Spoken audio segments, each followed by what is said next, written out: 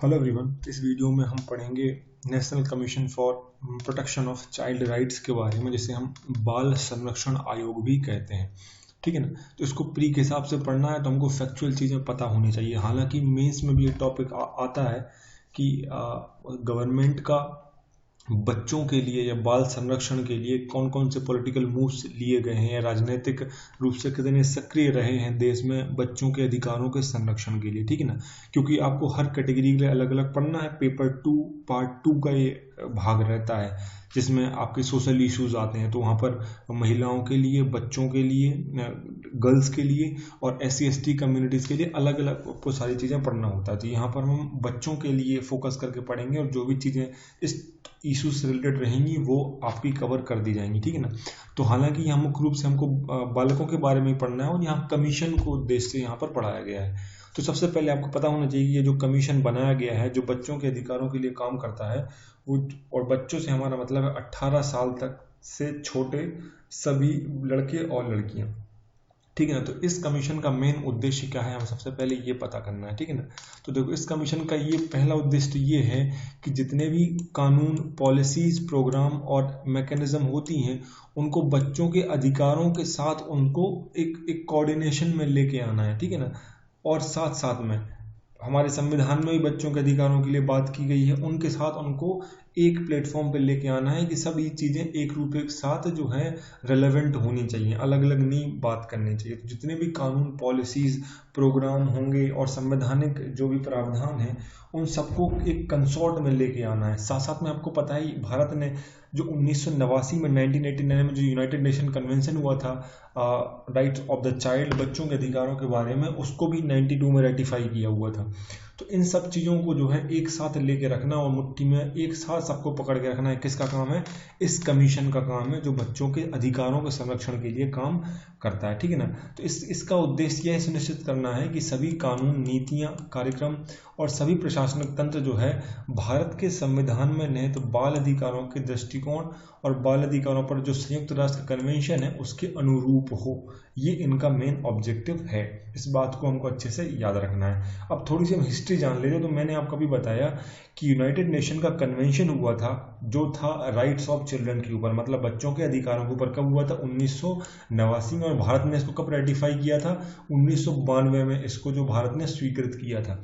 कब किया था? 1992 में। तो उसके बाद जो है एक जो है ministry of women and child development, मतलब महिला और बाल विकास मंत्रालय के अंतर्गत जो है एक कमीशन बनाया गया और ये एक्ट पास किया गया 2005 में संसद के द्वारा। और इस एक्ट का नाम दिया गया था commissions for protection of child right, CPCR act इसको हम कहते हैं। मतलब इसको हम कहेंगे कि बच्चों के अधिकारों के संरक्षण हेतु आयोग अधिनियम 2005 पारित किया गया था। और उसके बाद में जो है NPCPCR जिसे हम कहते हैं national commission for the protection of child right जो है एक स्टैच्यूटरी बॉडी, मतलब एक वैधानिक निकाय के रूप में है, 2007 से काम लगातार कर रहा है। ठीक है ना। तो इसके बैकग्राउंड में क्या चीज़ आती है वो ये है, वो यूनाइटेड नेशन का कन्वेंशन है जो बच्चों के अधिकारों के लिए 1989 में हुआ था और भारत ने 1992 में इसको जो है स्वीकृत किया था। उसके बाद में मिनिस्ट्री ऑफ जो है चाइल्ड एंड डेवलपमेंट, मतलब ठीक है ना, गवर्नमेंट ऑफ इंडिया के अंतर्गत आ जाएगी ये बात। तो गवर्नमेंट ऑफ इंडिया के अंतर्गत हमको पता है कि क्या आता है, ये मंत्रालय आता है। और इस मंत्रालय के अंतर्गत जो है अभी वर्तमान में ये स्टैच्यूटरी बॉडी जो है वो काम करती है। तो आपसे पूछा जा सकता है कि कौन से मंत्रालय के अंतर्गत ये NCPCR काम करता है। तो हमको पता होना चाहिए किसके अंतर्गत काम करता है। वो काम करता है महिला बाल विकास मंत्रालय के अंतर्गत। अधिनियम पारित किया गया था 2005 में और 2007 से ये काम कर रहा है। तो ये जो जीके का भाग है, स्टैटिक जीके का भाग है, तो हमको पता होना चाहिए कि कब से काम कर रहा है और कौन सा अधिनियम कब पारित हुआ था। ठीक है ना। तो ये बात जो है आपको अच्छे से याद रखनी है। ठीक है ना। तो ये हम बात याद रखेंगे। आगे बढ़ते हैं। अब आगे देखो, चाइल्ड से मतलब हमारे यहाँ पे क्या है, वो सभी बच्चे हैं जो 18 साल तक की ग्रुप में आते हैं, चाहे लड़के हों लड़कियाँ। तो 18 साल तक के एज ग्रुप में आते हैं वो सारे के सारे जो हैं यही माने जाएंगे। उनको क्या कहेंगे हम? बच्चे कहेंगे, 18 साल तक के सभी। ठीक है ना। अभी कोविड के टाइम पे इस आयोग ने एक संवेदना नाम से एक प्रोग्राम चलाया था, एक इनिशिएटिव लिया था, जहां पर फ़ोन पे बच्चों की काउंसलिंग करते थे, क्योंकि स्कूल नहीं चल रहे हैं, स्कूल नहीं जा पा रहे हैं, बच्चे घर में फंसे हुए हैं और कई कई घरेलू हिंसा के शिकार हो जाते हैं। तो इन्होंने जो है एक टेली कम्युनिकेशन, मतलब फ़ोन पे बात करके जो है आप बच्चों से बात कर सकते हैं, कोई प्रॉब्लम हो तो टोल फ्री नंबर पे वो फ़ोन कर सकते हैं। इस तरीके की संवेदना नाम से इनिशिएटिव ने चलाया था। ये आपको याद रखना है कि संवेदना इनिशिएटिव किसने चलाया था। तो ये जो है national commission for the protection of child right है, जो आयोग बाल संरक्षण आयोग ने चलाया था कोविड के टाइम पर। जो है बच्चों को टेली कम्युनिकेशन, टेली काउंसलिंग, मतलब फ़ोन पर काउंसलिंग करते हैं। किसी भी प्रकार की एंजाइटी, स्ट्रेस या फियर और कोई भी इश्यूज़ है तो उसको ट्रीट करने के लिए पेंडेमिक के समय पे संवेदना नामक प्रोग्राम चलाया था। किसने ये चलाया था? आपका इसी आयोग के द्वारा चलाया गया था। इस तरीके से इनका हेडलाइंस होता है कि पोस्को के जो पॉक्सो है वो भी एक्ट, हमको पता है कि जो सेक्सुअल हरासमेंट बच्चों का होता है उसके खिलाफ पॉक्सो एक्ट 2012 भी कार्यरत है। इस तरीके से जो है एक ई बॉक्स बनाया जाता है जो स्कूलों में रखा जाता है, और ये बच्चों को मालूम होता है कि कोई भी उनके साथ गलत कर रहा है, कि आपको अनसेफ तरीके से टच करता है और आप कंफ्यूज फील करते हैं, हेल्पलेस फील करते हैं, तो यहाँ पर आप ई बॉक्स है, इसमें एक स्विच होता है, वो दबा सकते हैं आप, या फिर आप उस हेल्पलाइन नंबर पर फ़ोन कर सकते हैं। ठीक है ना। तो इस तरीके से जो है आसान तरीके से वहाँ लिखा होता है कि कैसे बच्चों की हेल्प हम कर सकते हैं। अब कुछ डेटा मैं आपको बता दूं, तो देखो बच्चों के खिलाफ जो रेप के केसेस हैं 18 साल से कम बच्चों के, वो 2001 से लेकर 2011 के बीच में 336% बढ़े हैं। मतलब ये लगातार क्राइम जो है ये बढ़ते जा रहे हैं, और मेजोरिटी केस ऐसे होते हैं जो ज़्यादातर पुलिस में रिपोर्ट ही नहीं होती हैं, बहुत सारी चीज़ वहीं पे वहीं दबा दी जाती हैं। ठीक है ना। बहुत सारे चाइल्ड रेप कैसे होते हैं जो रिपोर्ट ही नहीं किए थे, तो ये तो वो डेटा है जो खाली रिपोर्ट हो रहा है। इसका अधिकतम संख्या वैसी होती है जो रिपोर्ट ही नहीं होती है। ठीक है ना। और 10 में से 9 रेप केस ऐसे अक्सर ऐसे होते हैं जो किसी न किसी पहचान वाले के द्वारा ही की जाते हैं, या तो फैमिली मेम्बर होता है या जान पहचान वाला होता है। तो यही बात यहाँ हिंदी में बताई गई। तो इन सब डेटा भी आपको याद रखना है। मेंस में यदि क्वेश्चन लिखने को आता है तो आपके लिए डेटा स्टैटिक्स है, ये बहुत हेल्पफुल रहेगा, जहाँ पर आप बता सकते हैं कि 2001 से 2011 के बीच में 336% ऐसे मामलों की वृद्धि हुई है, और 9 से 10 व्यक्ति जो है 10 में से 9 बार जब भी ऐसे उत्पीड़न के शिकार के केस दर्ज होते हैं तो वो ज्ञात लोगों द्वारा ही किए जाते हैं। ठीक है। अब बात आती है कि कौन कौन से राइट होते हैं एक चाइल्ड के पास। तो जब भी हम चाइल्ड राइट कहते हैं तो कहीं ना कहीं हम इन 4 अधिकारों की बात कर रहे हैं। तो ठीक ना। तो चाइल्ड के बारे में मैंने आपको बता दिया कि वो सभी एंटाइटल्ड होते हैं सभी प्रकार की फ्रीडम के लिए, जिनकी उम्र क्या है 18 साल से कम है, उन सबको ये अधिकार मिलने चाहिए। जैसे कि पहला आता है राइट टू सर्वाइवल। ठीक ना। मतलब उत्तरजीविता का अधिकार, जीवित रहने का, पर्याप्त भोजन का, रहने का, घर का, कपड़ों का। और अगर कोई फैमिली इन अधिकार देने में सक्षम नहीं हो पाती तो सरकार को फिर खुद आना होता है। तो आपको पता होना चाहिए कि देश में हर जिला स्तर पर जो है और ब्लॉक स्तर पर भी सरकार के द्वारा भी जो है चाइल्ड केयर होम्स बनाए जाते हैं, और वहाँ पर बच्चा 18 साल तक के होने तक रह सकता है। और ऐसे केस में ज़रूरी नहीं कि वो अनाथ है, ऑर्फन है, इसलिए वहाँ रखा जाता है। अगर गवर्नमेंट को लगता है कि पेरेंट्स अब्यूसिव हैं, कोई उनके खिलाफ कोई केस चल रहा है, या फिर वो जेल में है, या कोई भी कारण से लगता है कि बच्चे का परिवार के साथ रहना सूटेबल नहीं है, तो फिर वो चाइल्ड केयर होम्स में रख दिए जाते हैं। 90% चाइल्ड केयर होम्स जो हैं वो NGO द्वारा चलाए जा रहे हैं, और 10% जो चाइल्ड केयर होम्स होते हैं वो गवर्नमेंट के द्वारा चलाए जा रहे हैं। उस पर हम आगे बात भी करेंगे। तो ये जो राइट टू सर्वाइवल है, ये पहला बच्चे का अधिकार है। दूसरा है राइट टू प्रोटेक्शन, किसी भी प्रकार के वायलेंस के खिलाफ जो एक्सप्लॉयटेशन है, चाहे घर वालों के द्वारा हो रहा हो चाहे बाहर वालों के द्वारा हो रहा हो, उससे संरक्षण का अधिकार है। तीसरा है राइट टू पार्टिसिपेशन, बच्चा अपनी एक ग्रोथ की फेज में होता है, उसके खिलाफ कोई भी निर्णय लिया जा रहा है जो उसके जीवन को प्रभावित करता है, तो उसको उस डिसीजन में हाँ या ना करने का अधिकार है। मतलब पेरेंट्स डिसाइड नहीं कर सकते हैं कि वो उसको क्या काम करना है, वो कब काम करेगा, पढ़ेगा कि नहीं पढ़ेगा, ठीक है ना, किसके साथ रहेगा, स्कूल जाएगा कि नहीं जाएगा। तो ये सारे अधिकारों में पार्टिसिपेशन का अधिकार है, उसको अपनी राय देने की अधिकार है। उससे पूछना चाहिए कि आपको क्या पसंद है, आपको स्कूल जाना है, आपको कौन सा सब्जेक्ट लेना है, आपको क्या बनना है, ठीक है ना। फिर है राइट टू डेवलपमेंट, उस सभी प्रकार के डेवलपमेंट जो भी होते हैं, चाहे फिजिकल मेंटल डेवलपमेंट है, सब हेल्थी चीज़ों में उसको अपने बराबर अधिकार रखता है। उसको सही भोजन मिलना चाहिए, ठीक है ना, उसको अपने शारीरिक रूप से समय मिलना चाहिए, खेलने का, स्पोर्ट्स का, ठीक है ना, हेल्दी फूड मिलना चाहिए। तो ये मुख्य रूप से 4 अधिकार आते हैं जिन्हें हम चाइल्ड राइट कहते हैं। तो आपसे ऐसे भी पूछा जा सकता है, अगर आपको चाइल्ड के ऊपर ऐसे लिखने को आता है कि भारत में बाल अधिकारों पर जो है डिटेल में आपको करंट सिनेरियो लिखना है, तो वहाँ पर ही आपको डिटेल में बताना पड़ेगा कि चाइल्ड राइट्स के अंदर क्या क्या चीज़ें आती हैं। तो पहला उत्तरजीविता का अधिकार बता दिया मैंने आपको, सुरक्षा का अधिकार है, भागीदारी का अधिकार है और विकास का अधिकार। ये 4 अधिकार आते हैं और ये सभी उन बच्चों को प्राप्त होते हैं जिनकी उम्र 18 साल से कम है, जिन्हें हम चाइल्ड राइट कहते हैं। ठीक है ना। अब एग्जिस्टिंग लॉ और कौन कौन से हैं, तो ये कमीशन तो मैंने बता दिया कि 2005 में ये जो है एक्ट पास किया गया था और 2007 से ये कमीशन काम कर रहा है जो बच्चों के अधिकारों के संरक्षण के लिए काम करता है। इसके अलावा देखो 2019 में सरकार ने एक बिल पास किया है जिसको हम कहते हैं protection of child from sexual offences, यौन अपराधों से बच्चों के संरक्षण 2019। ठीक है ना।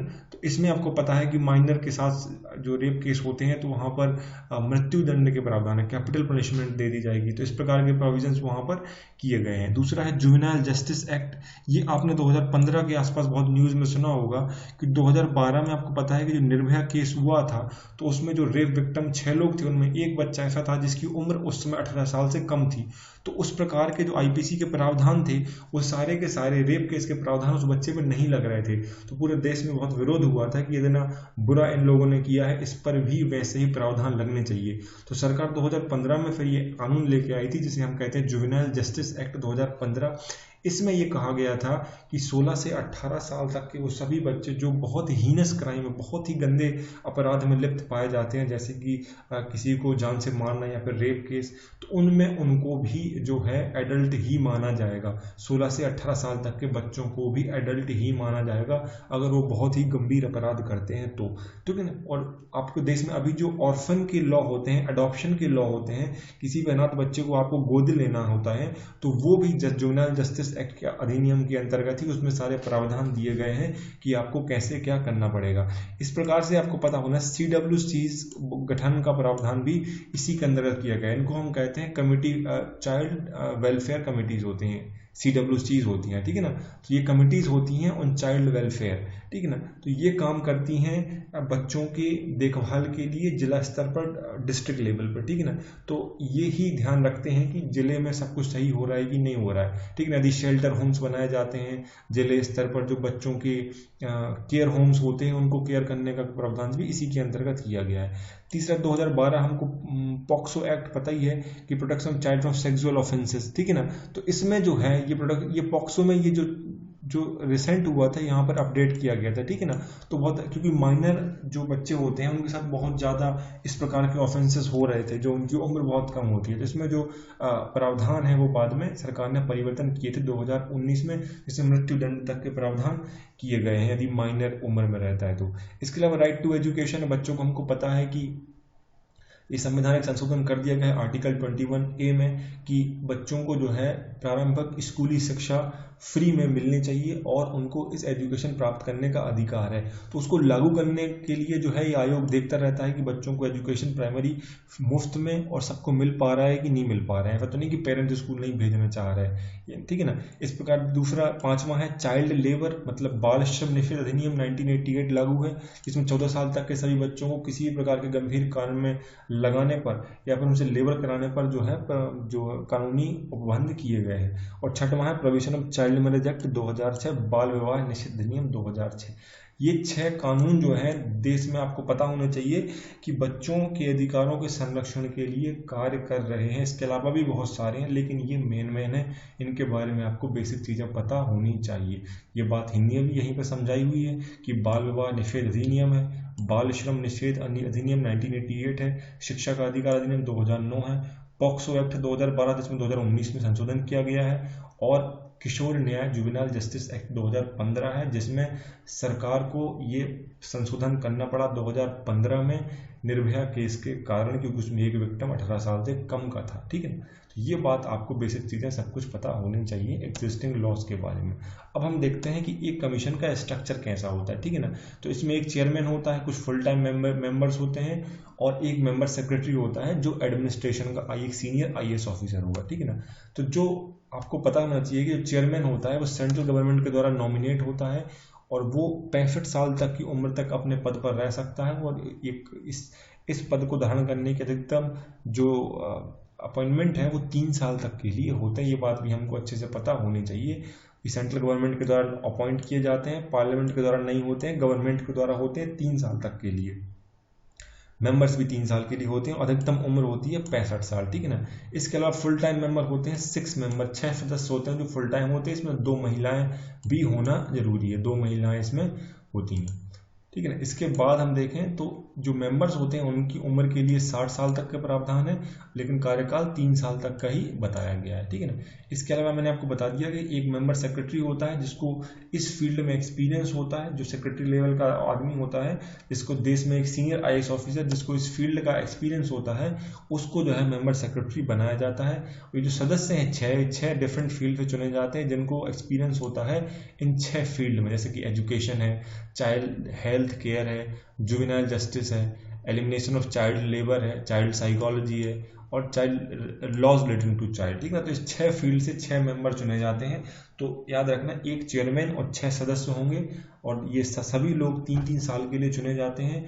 चेयरमैन के लिए एज 65 है और मेंबर्स के लिए 60 की एज के प्रावधान किए गए हैं। सेंट्रल गवर्नमेंट के द्वारा ही ये सारे नॉमिनेट होते हैं और एक मेंबर सेक्रेटरी सचिव चुना जाता है जो है सीनियर IAS ऑफिसर होता है, ठीक है। ये बात हमको बताना चाहिए। इस तरीके से इसका ढांचा होता है, ये इनकी वेबसाइट पर दिया हुआ है। NCPCR इसको हम कहते हैं, national commission for protection of child right. एक चेयरमैन है, ये 3 मेंबर इस तरफ हैं, ये 3 मेंबर इस तरफ हैं और एक मेंबर सेक्रेटरी है जो PA कहलाता है चेयरमैन का, ठीक है ना। और ये 6 फील्ड के नाम नीचे लिखे हुए हैं, आपको दिख रहे हो तो मैंने पढ़ के बता दी, तो पहले बताए हुए थे वही है। इस तरीके से इसका ढांचा पूरा रहता है। इसके बाद हम आते हैं पावर्स के बारे में, ठीक है ना। तो पावर्स इनको एक सारे सिविल कोड की पावर इनको प्राप्त होती हैं। सिविल कोड का मतलब ये है कि देखो कोई भी इंक्वायरी इनके पास आती है, कोई भी कंप्लेन करता है तो इंक्वायरी की इन्वेस्टिगेशन करती हैं, उस व्यक्ति को समन कर सकती हैं, कोई भी पार्ट में अटेंड करने के लिए बुला सकती हैं इनके ऑफिस में, कोई भी डॉक्यूमेंट प्रोड्यूस करने के लिए, एफिडेविट प्रोड्यूस करने के लिए बोल सकती हैं, या तो आप कंप्लेन करो या फिर ये सू मोटो एक्शन भी लेते हैं अगर उनको मालूम चलता है कहीं बच्चों के साथ गलत हो रहा है। और जितनी भी ऑनलाइन कंप्लेन होती हैं उनको ये मॉनिटर करते हैं, ये इनकी पावर है। तो ये जांच है, बुलाना है, दस्तावेज उपस्थित करना है, सू मोटो मतलब अपने आप से आगे बढ़ना है। और जो महिलाओं नहीं, बच्चों और महिलाओं के खिलाफ 18 साल से कम तक के जो बच्चे होंगे उनके खिलाफ ऑनलाइन कंप्लेंट की निगरानी ये करते हैं। फंक्शन 3 प्रकार के फंक्शन होते हैं, ये हमने पिछले आयोग में भी पढ़ा था। और इन 3 प्रकार के जो फंक्शंस हैं उनको 3 कैटेगरी में हम डिवाइड कर सकते हैं। जैसे कि काउंसलिंग होता है, तो बताया आपको, जैसे संवेदना कार्यक्रम चलाया, तो साइकोलॉजिस्ट जो होते हैं वो बच्चों से फ़ोन पे बात करके उनको समझाते हैं। तो चाहे आपने कंप्लेन किया हो या वो खुद से भी कर सकते हैं, इन्वेस्टिगेशन करते हैं। अगर उनको कुछ भी लगता है तो अगर कोई भी कंप्लेन आती है तो फिर लीगल एक्शन में अगर कोई केस चल रहा है तो उसमें वो पक्षकार के साथ पूरी प्रोसेस में हेल्प करते हैं। अगर नया बिल आ रहा है बच्चों से संबंधित तो अपने जो है उसमें या तो न्यू बिल प्रपोज करेंगे या फिर पुराने बिल में अमेंडमेंट सुझाते हैं कि बच्चों के कानून दुनिया के साथ कैसे हैं और भारत में कैसे हैं, और उनको जो है अपडेटेड करते रहते हैं। कोर्ट इंटरवेंशंस करते हैं, जैसे कि आपको पता है निर्भया केस में कोर्ट इंटरवेंशन का हुआ था और उस बच्चे जो 16 साल से कम की उम्र का था उसके जो है पूरी लीगल प्रोसेस में इन्होंने उसको पूरा समय दिया था और उसके जो है पूरे तरीके से सुप्रीम कोर्ट के सामने इस मुद्दे को रखा था। तो ये कोर्ट इंटरवेंशंस कहलाती हैं। वो कहीं भी ऐसा लगे कि छूट रहा है या अकेला पड़ रहा है, क्योंकि उसकी उम्र कम है, अभी मानसिक रूप से वो इतना विकसित नहीं हुआ कि इस टाइप की चीज़ें कर सकें, ठीक है ना। बाद में लेकिन जुवेनाइल जस्टिस एक्ट में सरकार ने कर दिया कि 16 साल से 18 साल तक के बीच के भी एडल्ट ही माने जाएंगे, तो उसको फिर बाद में फांसी की सजा हो गई बाद में। रिसर्च फंक्शन में आता है, वही पॉलिसीज़ बनाते हैं, वर्कशॉप्स करते हैं, सेमिनार करते हैं, लोगों को अवेयर करने की कोशिश करते हैं और सारे पॉलिसी डिसीजन लिए जाते हैं। 3 कैटेगरी में सारे फंक्शंस डिवाइड किए जाते हैं इनके।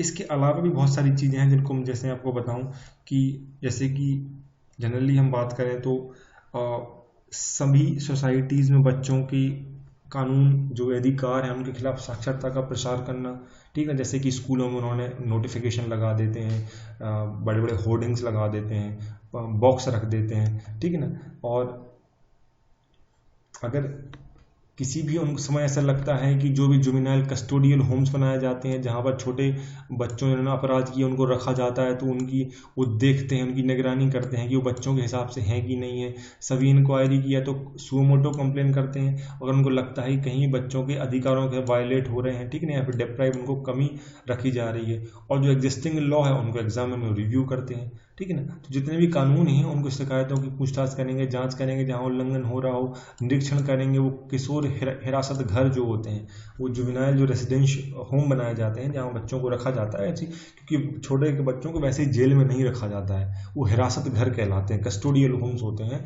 जहाँ पर उनको रखा जाता है, ठीक है ना। सुरक्षा के उपाय जो भी हैं उनकी समीक्षा की जाती है। इसके अलावा दूसरे फंक्शन की हम बात करें तो वो सभी इंक्वायरी करते हैं जहाँ पर उनको चाइल्ड राइट के वायलेशन लगता है, और उसमें सिफारिशें कहते हैं कि इनमें क्या क्या रिकमेंड करना चाहिए ताकि ये प्रोसेस जो है इस तरीके से लागू की जा सके। तो examine all factors that inhibit the enjoyment of right of children affected by, देखो टेररिज्म के अगर प्रभावित एरिया है, अगर कम्युनल वायलेंस होता है किसी क्षेत्र में, झगड़े होते हैं, अगर नेचुरल डिजास्टर हो गया है, डोमेस्टिक वायलेंस है, कोई गंभीर बीमारी है, ट्रैफिकिंग है, माल ट्रीटमेंट है, टॉर्चर, एक्सप्लॉयटेशन है, पोर्नोग्राफी है, prostitution and recommend approach remedial measures, इन सभी कंडीशंस में बच्चों के अधिकारों का संरक्षण और रेमेडियल मेजर्स को रिकमेंड करना ये इन्हीं का काम है। तो ये गवर्नमेंट को रिकमेंड करते हैं, एनुअल रिपोर्ट देते हैं गवर्नमेंट को और बताते हैं कि गवर्नमेंट को क्या क्या स्टेप लेने चाहिए और किस क्षेत्र में किस प्रकार के इश्यूज ज़्यादा हैं और किस प्रकार की इनिशिएटिव गवर्नमेंट को लेना चाहिए, ठीक है ना। चाहे वो आतंकवाद वाला क्षेत्र हो, चाहे सांप्रदायिक हिंसा से ग्रस्त क्षेत्र हो, चाहे प्राकृतिक आपदा आई हो, घरेलू हिंसा से शिकार हो, कोई गंभीर बीमारी हो, तस्करी, कुपोषण, यातना, पोर्नोग्राफी, वेश्यावृत्ति, इन सभी मुद्दों से संबंधित जो भी मामले होते हैं वहाँ पर देखते हैं। सभी ट्रीटीज को स्टडी करते हैं, चाहे इंटरनेशनल भारत कोई साइन करता है तो पीरियोडिक रिव्यू करते हैं उनको, और पॉलिसी, प्रोग्राम और एक्टिविटी में जो है बच्चों के अधिकारों की समीक्षा करते हैं ताकि वो दुनिया के साथ जो है वो एक रूप में रहें, कंसॉर्ट में रहें। कुछ करेंट अफेयर वाला ही पार्ट आपको पता होना चाहिए। पिछली साल देखो अभी कोविड के टाइम पे इन्होंने एक परीक्षा पर्व आयोजित किया था 2020, जिसमें एग्जाम्स को सेलिब्रेट करने की बात की गई थी कि बच्चे बहुत टेंशन लेते हैं और मेंटली जो है डिप्रेशन में और एंजाइटी के शिकार हो जाते हैं। तो परीक्षा पर्व इन्होंने आयोजित किया 2020 में, जिसमें उन्होंने कहा था कि एग्जाम को हम सेलिब्रेट कर रहे हैं, ठीक है ना। उसके बाद सुप्रीम कोर्ट ने 2018 में देखो एक आयोग को एक रिक्वेस्ट किया था कि उन्होंने जो अपना डिसीजन दिया है उसको एक बार रिव्यू करो। अब डिसीजन क्या था? डिसीजन ये था कि कोविड के टाइम पर मैंने आपको बताया था कि चाइल्ड केयर होम्स होते हैं जहां पर ऐसे बच्चों को रखा जाता है जो फैमिली में रखने लायक नहीं है, या तो फैमिली में कोई वायलेंस के शिकार होते हैं या फिर फैमिली इस काबिल नहीं है कि उनको जो है उनका पालन पोषण हो सकता है, या फिर वो ऑर्फन है। तो कोविड के टाइम पर एक साथ रखने के कारण बहुत सारी इश्यूज हो रहे थे, तो आयोग ने ये फैसला दे दिया कि सभी बच्चों को अपनी फैमिली को वापस कर दिया जाए, अपनी फैमिली के साथ रहने दिया जाए कोविड के टाइम पर, ठीक है ना। तो इस मामले में सुप्रीम कोर्ट ने जो है आयोग को रिस्पॉन्स मांगा था कि 8 ऐसे राज्य हैं जहां सबसे ज़्यादा बच्चे हैं, ठीक है ना। तो आपने ये डिसीजन ये बोल दिया है तो उसका क्या प्रभाव पड़ेगा, वो फैमिलीज में वापस जाएंगे, तो उसके बारे में इनका आंसर मांगा था। क्योंकि 8 ऐसे राज्य हैं जहां पर लगभग 1.84 लाख बच्चे हैं 18 साल तक के कम उम्र के, ठीक है ना। पूरे देश में लगभग 2.56 लाख बच्चे हैं, उसमें 1.84 इन 8 राज्यों में है, मतलब 72% इनमें है। और इन सब में जो है इस कमीशन ने आदेश दे दिया था कि immediate repatriation of childrens living in care homes with their families, कि उनको परिवार में वापस लाया जाए चाइल्ड केयर होम से। किस चीज में? ये कोविड-19 के टाइम पे, ठीक है ना। तो इस कारण जो है ये बहुत न्यूज में रहा था और इसका जो है इनको अपना आंसर करना पड़ा था, क्योंकि ऐसा देखा गया है कि फैमिलीज के साथ रखना बच्चों के मेंटल हेल्थ के लिए अच्छा होता है, लेकिन ये जो चाइल्ड केयर होम्स वाले बच्चे हैं ये कहीं ना कहीं इश्यूज के कारण वहां पर जाना उनके लिए सही नहीं होता है। तो आयोग का ये फैसला जो है बहुत इसका विरोध हुआ था। 2018 में बहुत न्यूज में रहा था कि 34 माइनर्स गर्ल्स हैं वो एक शेल्टर होम्स में, जो चाइल्ड केयर होम्स थे वहां पर ही सेक्सुअली अब्यूज के शिकार हुई थी। तो ये बहुत ही इशू हुआ था। बिहार के मुजफ्फर का एक मामला आया था जिसने पूरे देश में जो चाइल्ड केयर होम्स के एडमिनिस्ट्रेशन पर सवाल खड़ा कर दिया था। तो ये भी आपको पता होना चाहिए। तो वहां पर भी जो है इस आयोग की बहुत क्रिटिसिज्म हुआ था कि आप क्या देखते हो, क्या देखभाल करते हो। तो ये सब चीजें जो है बेसिक पता होना चाहिए। अगर ऐसे वगैरह लिखने को आता है तो आपको ये सब चीजें बहुत हेल्पफुल हो जाएंगी। कुछ 2 प्रैक्टिस क्वेश्चंस भी कर लेते हैं जिससे आपको चीजें रिवाइज रहेंगी। पहला है, ये हिंदी में नहीं है इसलिए मैं इसको बता देता हूँ।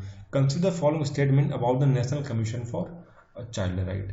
पहला है it's a non statutory body, ये एक गैर वैधानिक निकाय है। दूसरा, it works under the administrative control of ministry of women and child development, यह महिला बाल विकास मंत्रालय के प्रशासन के अंतर्गत कार्य करता है। और चूज द इनकरेक्ट स्टेटमेंट, ठीक ना, ध्यान से पढ़ना, इनकरेक्ट पूछा, गलत पूछा गया है, तो हमको पता है कि दूसरा सही है क्योंकि वो इसी मंत्रालय के अंतर्गत कार्य करता है।